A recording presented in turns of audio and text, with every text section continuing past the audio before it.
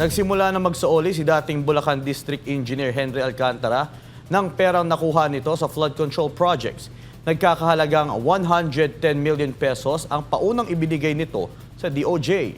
Ayon sa ahensya, ang restitution o ang pagbalik nito ng nakaw na pera ay isa lamang sa mga kondisyon para makwalipika siya bilang state witness. Si Margaret Gonzalez magbabalita. Sunod-sunod na armored vehicle ang dumating sa Department of Justice o DOJ bandang 1:00 ng hapon ng Biyernes. Bago mag-alas 2 ng hapon, ipresenta ng DOJ sa media ang 110 milyong pisong cash ng pera sa malaking lamesa na galing kay dating DPWH District Engineer Henry Alcantara. Ang pera galing sa mga armored car na dumating sa ahensya.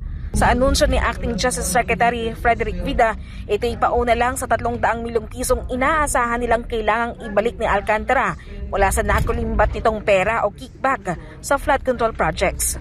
Sa turnover, naroon ang abogado ni Alcantara habang nasa preliminary investigation naman ito ng mga piskal. Paliwanag ni Vida, ang restitusyon o pagsauli ng pera ni Alcantara ay bahagi ng kondisyon para sa kanyang aplikasyon bilang state witness sa anomalya. Saksihan nyo ang cash turnover. Ito po ay parte ng restitution. Dito po si Attorney Emil Hoven para po para katawanan ang kanyang kliyente na si Engineer Henry Alcantara para pangunahan ang pagta-turnover ng what appears to be 110 million pesos.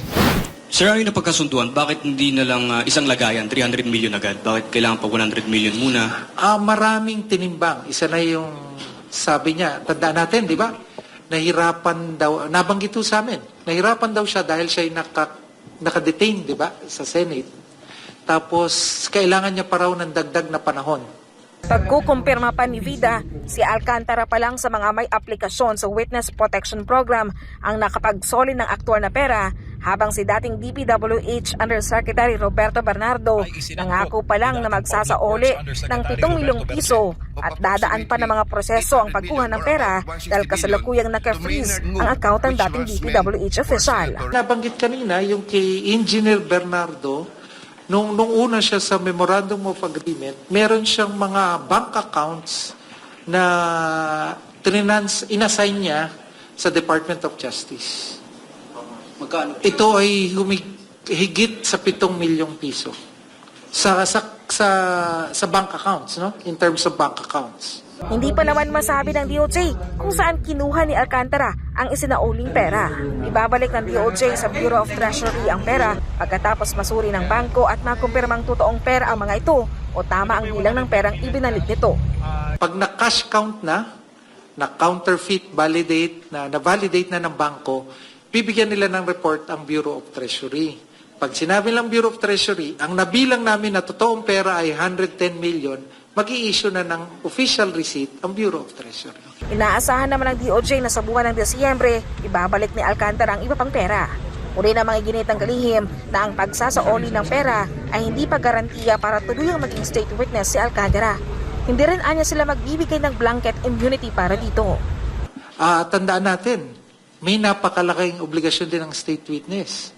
Magpakatotoo siya, gumanap siya bilang witness, haharap siya sa husgado, totoo yung kanyang mga sinasabi. Pag napansin natin na lumalabas at lumalabag siya sa terms and conditions ng kanyang pagpasok dun sa programa, pwedeng maging usapin yun at matanggal siya sa programa. Samantala, ang isinauling sasakyan naman ni Bryce Hernandez sa Independent Commission for Infrastructure, pag-aaralan pa ng DOJ kung bahagi na ito ng restitusyon. Hindi ko alam yung mode ng kanyang pagsasole sa ICI. Hindi kasi yun sa Witness Protection Program, hindi sa DOJ. Samantala, pagkatapos ang presentasyon ng isinauling pera ni Alcantara, agad itong isinakay sa armored vehicles para sa pagsusuri ng bangko.